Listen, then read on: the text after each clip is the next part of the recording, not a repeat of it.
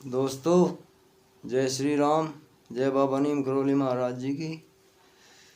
उम्मीद करता हूँ कि आपके ऊपर भी बाबा नीम करोली जी की कृपा होगी। तो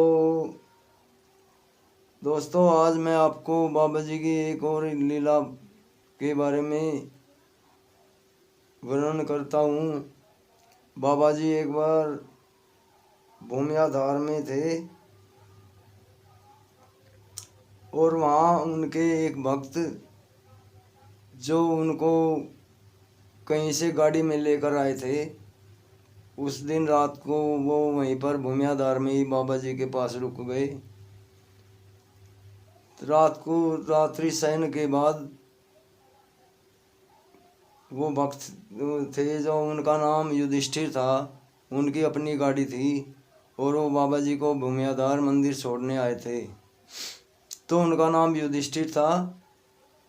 उन्होंने रात्रि को तो आराम किया और सुबह को जल्दी ही उठ गए। अंधेरे अंधेरे सोचे कि सोच आदि निपटा लेने के बाद अपन फिर चलने का प्रोग्राम था।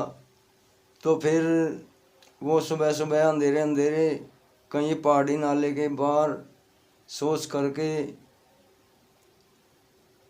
जैसे ही अपना उन्होंने कोट उतार कर एक पत्थर पर रखा था वो उठाने लगे, तो वहीं उन्हें एक काले नाग कोबरा ने डस लिया।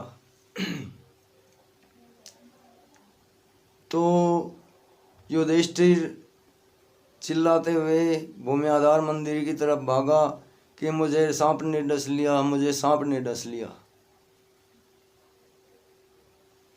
तो वे भूमियाधार मंदिर से पहले ही युधिष्ठिर एकदम अचेत हो गया और मंदिर में कुछ ब्रह्मचारी जी थे, उन्होंने आवाज़ सुनी तो वे दौड़े दौड़े उसके पास आए।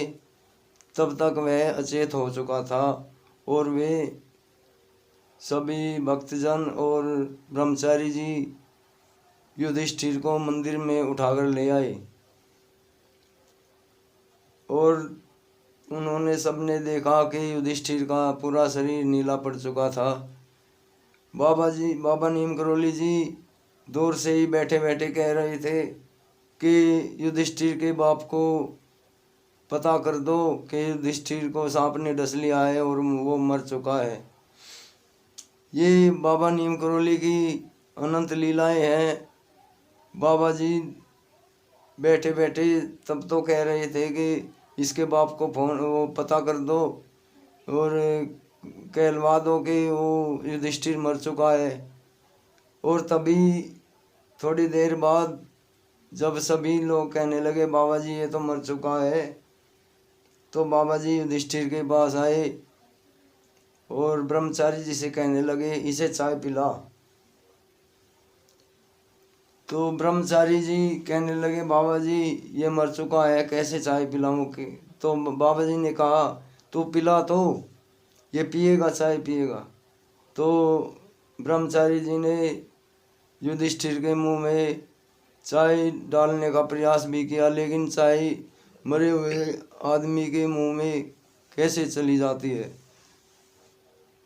तभी बहुत प्रयास करने के बाद भी एक बूंद भी चाय उसके गले से नीचे नहीं उतरी। तो बाबा जी ने युधिष्ठिर के मुंह पे ऐसे चांटा मारा और कहा युधिष्ठिर चाय पी। और उन्होंने उसे अपने उसके सिर के नीचे हाथ देकर बैठा दिया और चाय उसके मुंह से अड़ाई लगाई और उन जैसे ही बाबा जी ने उसके मुंह से चाय लगाई वो चाय उसके गले से नीचे उतरने लगी और बाबा जी ने उसे 4-5 कप चाय पिला दी और कहा। फिर युधिष्ठिर थोड़ा एकदम सचेत सा होने लगा और बाबा जी कहने लगे कि चल गाड़ी में बैठ, मुझे रानी खेत घुमा के ला। युधिष्ठिर को उस समय भी बहुत ही असर था जहर का, लेकिन हम बाबा नीम करोली जी ने वो सारा जहर का असर अपने ऊपर ले लिया था। और उन्हें बाबा जी उसके पास बैठे और कहा कि गाड़ी लेके चल, मुझे रानी खेत घुमा के ला। तो भूमियाधार से बाबा जी चल दिए।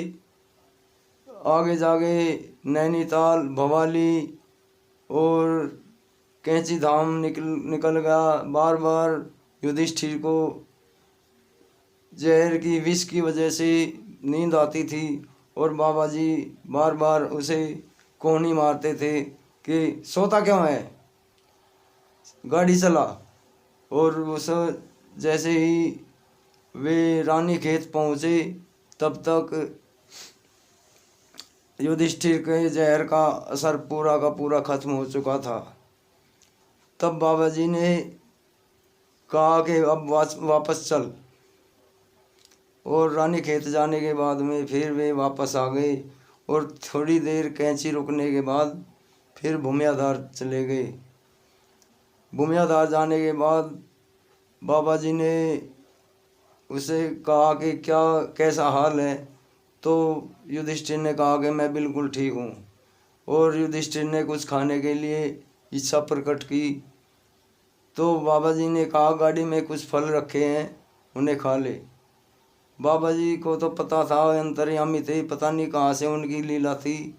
उसमें एक गठरी सेब, एक पुटल या टोकरी सेब रखे थे, जो कि बाबा जी की महिमा थी। उन्होंने पता नहीं कैसे उसमें उनकी लीला दिखाकर रख दिए। और युधिष्ठिर ने वे सेब बड़े चाव से खाए। और फिर बाबा जी के वे वहाँ के जो ब्रह्मचारी जी थे, उनके कथनानुसार उस दिन के बाद बाबा जी 3-4 दिन तक अपनी कुटिया में ही बंद रहे, क्योंकि उन्होंने अपने भक्त युधिष्ठिर का सारा जहर अपने ऊपर ले लिया था। बाबा जी का सारा बदन नीला पड़ गया था और वे 3-4 दिन तक अपनी तपस्या में रहे। जब उनके जहर का असर कम हुआ, उनकी तपस्या से सिद्ध होकर, और तभी वे 4 दिन के बाद कुटी से बाहर निकले थे। तो भक्तों, ये बाबा जी की अनंत कथाएं, लीलाएं, वे तो हम तो प्रयास ही कर सकते हैं, लेकिन वो तो अनंत है, उनका तो कोई भी पार नहीं है। मैं तो एक छोटा सा प्रचारक होने का थोड़ा प्रयास कर रहा हूँ भक्तों, दोस्तों। बस मुझे बाबा जी की तो कृपा मिली है, आप भी सहयोग करें और आपको भी बाबा जी की बहुत कृपा मिलेगी। और इस चैनल को सब्सक्राइब करें और अपने भाई सत्येंद्र जांगिड को अपना पूरा सहयोग दें, ताकि मुझे बाबा नीम करोली जी को भी आपको कृपा मिले। भक्तों, मैं आपको झूठ नहीं बोल रहा, बाबा जी की मेरे ऊपर बहुत ही अति कृपा है। और जो भी मैंने बाबा जी से आशीर्वाद लेकर ही ये चैनल बनाया है। जो अगर आप इस चैनल को सब्सक्राइब करेंगे और देखेंगे तो आप, मुझे पूरा विश्वास है कि मेरे बाबा जी वो तो सबके हैं, बाबा जी आपके ऊपर भी पूरी कृपा करेंगे। जय बाबा नीम करोली महाराज जी की। जय जय श्री राम। जय हनुमान बजरंग बली जी।